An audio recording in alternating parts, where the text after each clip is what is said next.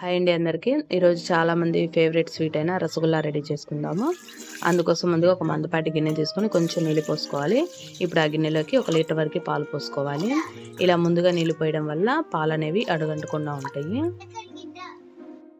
ఇప్పుడు గిన్నెలోకి 2 టేబుల్ స్పూన్ల వరకు వెనిగర్ తీసుకొని అందులో కొంచెం వాటర్ కలిపేసి పక్కన పెట్టుకోవాలి. పాలు అనేవి మనకు ఒక 2-3 పొంగులు రావాలి. ఇలాగా పాలనేవి 2-3 పొంగులు వచ్చిన తర్వాత సిమ్లో పెట్టుకొని ఒక 2 నిమిషాలు మరిగించుకోవాలి. ఇలా మరుగుతూ ఉన్నప్పుడు మనం వెనిగర్ నీళ్లు కలిపి పెట్టుకున్నాం కదా, ఆ నీళ్ళని కొంచెం కొంచెంగా పోసుకుంటూ కలుపుకోవాలి. వెనిగర్ అంతా వేసి కలుపుకున్న తర్వాత ఒక 5 నిమిషాలకి పాలు అనేవి ఇలా విరిగిపోతాయి. ఇలా విరిగిపోయిన తర్వాత ఒక 5 నిమిషాలు మరిగించుకొని స్టవ్ ఆఫ్ చేసేసుకుందాము.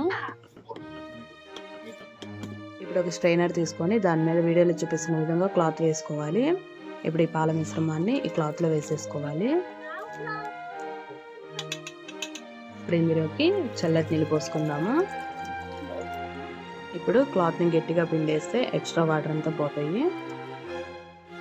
ఇలా వాటర్ అంతా పోయిన తర్వాత ఒక గిన్నెలో పెట్టేసుకొని దీని మీద బరువు పెట్టేస్తే మనకి వాటర్ అంతా పోయి పన్నీర్ రెడీ అయిపోతుంది.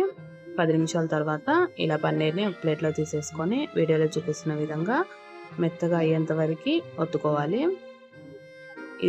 ఇదంతా మెత్తగా అవ్వడానికి కనీసము 10 నుంచి 15 నిమిషాలు పట్టిద్ది. ఇలా మెత్తగా అయిన తర్వాత ఇందులోకి ఒక 1/2 టేబుల్ స్పూన్ వరకు మైదా పిండి కూడా వేసుకొని కలుపుకోవాలి.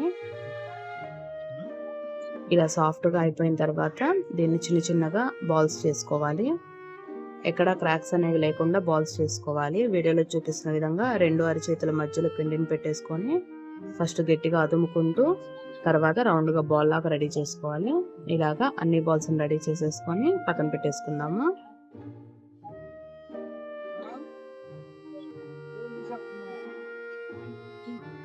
స్టవ్ ఆన్ చేసి ప్యాన్ పెట్టుకొని 2 కప్పుల వరకు పంచదార అలాగే ఒక 2 కప్పుల వరకు నీళ్ళు పోసుకొని స్టవ్ ఆన్ చేసి పొయ్యి మీద పెట్టుకోవాలి. ఇందులోనే ఒక 2 యాలకులు కూడా వేసుకొని పంచదార అంతా పూర్తిగా కరిగి మరిగించుకోవాలి. ఇవి ఇలా మరుగుతూ ఉన్నప్పుడు మనం రెడీ చేసుకున్న రసగుల్లాస్ని వీటిలో వేసుకోవాలి. ఇలా రసగుల్లాలన్నీ వేసుకొని ఒక 20 నుంచి 25 నిమిషాలు బాగా ఉడికించుకుంటే ఈ పాకం అనేది రసగుల్లాస్ బాగా పీల్చి జ్యూసీగా రెడీ అవుతాయి. చూసారా, రసగుల్లాస్ డబుల్ అయినాయి. ఇప్పుడు మనం స్టవ్ ఆఫ్ చేసేసుకొని ఒక గిన్నెలో తీసేసుకొని ఫ్రిడ్జ్లో పెట్టుకుంటే 1 గంట చల్ల చల్లని రసగుల్లా రెడీ అయిపోతాయి. Thanks for watching.